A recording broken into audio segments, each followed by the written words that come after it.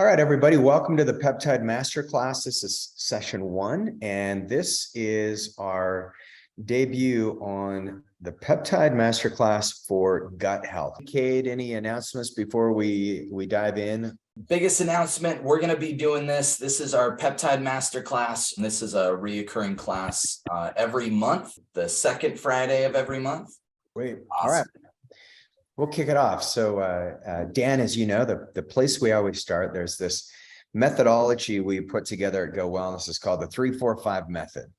And so this 3-4-5 method is something that we look at every single patient. Every time you look at your own body, you can go through this very simple process of thinking, all right, the 3 is what are the tests you need? What are the treatments? And then what kind of learning or behavior modification do you need? And so I'm going to set the stage with this real quick and kind of give everybody some context. And then what Dan's going to do is he and I will go through some of the blood markers that will be critical in your journey. But before we jump into that, let's talk about some of these principles of peptides, and then we'll share with you the 3-4-5 methods. So first of all, peptides, what are they and why are we even talking about it? Well, peptides are bioenergetic expressions. And so they're just proteins. They're sequences of amino acids, and they're folded in a way that creates this expression that allows your DNA to have better communication from one cell to the next. So Dan, if you think of the term bioenergetic, what usually comes to mind? I start thinking of mitochondria or chi, right? Those are the two. Totally, yeah. So, and if you think of mitochondria, they generate energy, right? ATP. And you think of chi, and chi is like that interface between matter and energy, like that transformation. So it's transformational energy. As we age, our software needs updates. And so I look at peptides as just a way of updating that bioenergetic expression. So pretty simple. The second thing is peptides work like an orchestra. A lot of doctors use peptides as a singular instrument, right? They're pulling out the trumpet peptide, and then that trumpet, like, you can only blow on that thing for so long, and then the pathway is open and your body's like, well, we don't even need this. But when you bring in some other peptides, things get real magical. So did you have a peptide orchestra that a little symphony you conducted this morning in your stack? I did, and it's one of my favorite things about talking with you is like, what is your current stack? But yeah, this morning after my workout, I did BPC, CJC, Ipamorel, and IGF-1. And then my right now this month, like my morning with my essential aminos, I've been on 5 amino. So nice. Quite a stack right now. And it's fun. Dan and I will send each other pictures. It's almost like who's doing the most peptides at once. It's a competition we have. It's so amazing stacking them and the results that you get from the stack, right? It's incredible. I find that when you stack them, it's like you're not only getting like this 10 times expression, but if you think about opening multiple pathways at once, because peptides are pleiotropic, meaning they're not like just shutting off a singular pathway and opening up another one like a drug would, but they really, when you put them together, it's like getting 1,000 times the response. And you notice it, it's, peptides can be subtle, but you start noticing this momentum that gets built up.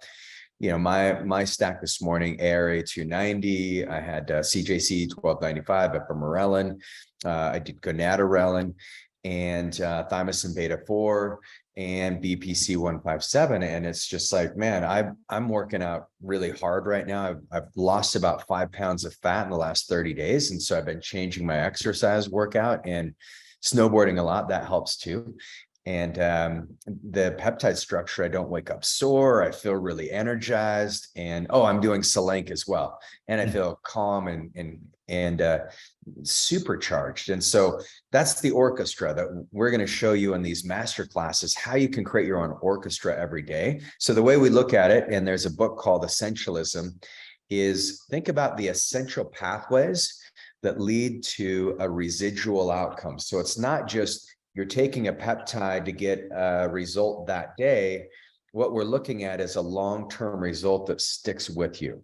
And Dan, what do you know? What have you noticed? The longer you've done peptides, as you look back, what's the big difference that you found in your own health or even in your patient's health?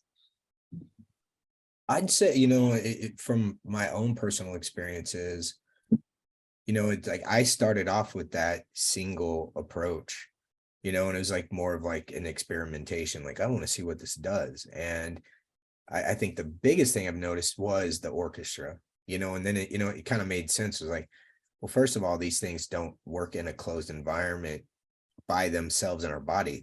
That's what's naturally produced. Our body's not like, well, today it's BPC, guys. That's what's on the menu. It's like, all right, in a healthy state, our body is pumping out these peptides to make us healthy. So my first big thing was noticing like the stacking makes a massive, that's when I really started to feel like there was a leapfrog with how I felt in energy. And the last few years, you and I have like been doing all these things with our workouts and different diet types. And I'm finding like consistently, even when I can't work out or I get back and I'm hitting the gym really hard, my muscle mass, my energy levels, and my recovery, all of those things have gone up. And I find the other thing that I notice is I sleep less and I wake up feeling incredibly refreshed. Okay, so you can get by with less sleep, but you're getting higher quality sleep. Yeah, the recovery's there, right? It's like it's sleep, and it's restful, it's refreshing, and it's regenerative. And I get up and I'm like, oh wow, I can really keep this up. That's amazing. And there's a book called The Slight Edge that I'd recommend everybody read, but it's like these 1% changes every day lead to a 37 times result by the end of the year. And so it's the consistency that makes things really work in this. And so one of the things that gives you a residual result is when you start looking at labs in the right way. You can look at some of these core blood markers right there. And some of these are the 8 core blood markers of gut health. And they're not talked about, Dan. I mean, this is for some reason, a lot of people in the medical field, they don't look at the blood and think anything of the gut. But how does the blood relate to the gut in the first place? Well, I mean, massively, we have, everything that we're taking in. I always, the gut is that intelligent filter. So all this metabolic waste that's circulating in our blood is getting into our liver, and then is getting excreted through the gut, a large percentage, and then that absorption also. So the proteins, all the different aspects, like all of our energy substrates, and then all of these micronutrients that are necessary. And then the secondary piece of that is the richness of the immune system and all the microbiome. And so the postbiotics coming from the gut bacteria are influencing what's going on in our blood and all of our biochemistry, and the immune system that's going on and all the activity that's going on in the gut in that way. It's all reflected in the blood. It's one of the quickest, most accurate windows into what's going on in the gut. I actually had this is no joke. 2 weeks ago, I was having a conversation with somebody who came in for a consult, and they thought, well, I have an incredibly tight relationship with my primary care, and they said if there's any labs I need, I could just go back. And we're just like, okay. I didn't want to argue with the guy, but he comes back and he says, my primary care said there's no way to measure inflammation. I was like, okay. I mean, I said, I need you to go to Google. I want you to type in blood markers for inflammation. The guy got this massive list, and he's all these measure inflammation. I said, those are inflammation and they're measurable. So I think, measuring the inflammation and the oxidative stress are getting an indication that there's oxidative stress is the biggest interference there is. Think of it as static in the body. And then, like I said, if we have inflammation, it's a smart function in our body to say, hey, if there's a threat or there's damage, we need all resources to feed our immune response. So it shuts down typical hormone receptor sites, because we have multiple receptor sites for hormones. Yeah. It shuts down the ones that are there for normal, healthy function. And that's why a lot of times someone can measure their hormones and they look normal, but yet they're still having all these hormonal driven symptoms. And it's because, or can be because of this oxidative stress or inflammatory process going on. I'd say that's number one. Yes, I couldn't agree more. And Dan has done entire days on inflammation in our Go Wellness events, and it's fascinating. So there's different ways of looking at oxidative stress. And what I'm going to do is I'm going to share a functional blood chemistry panel, because maybe some of you don't have this. Let's see. There we go. Okay, so this patient is,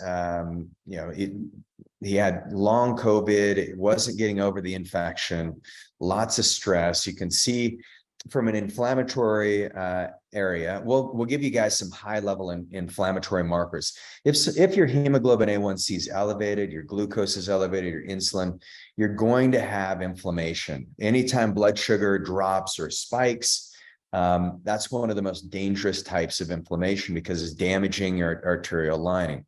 So there's an inflammation. You can't measure inflammation. That's like, when is it time to fire your doctor? I mean, keep the relationship, but maybe you can, there's an ability to move on.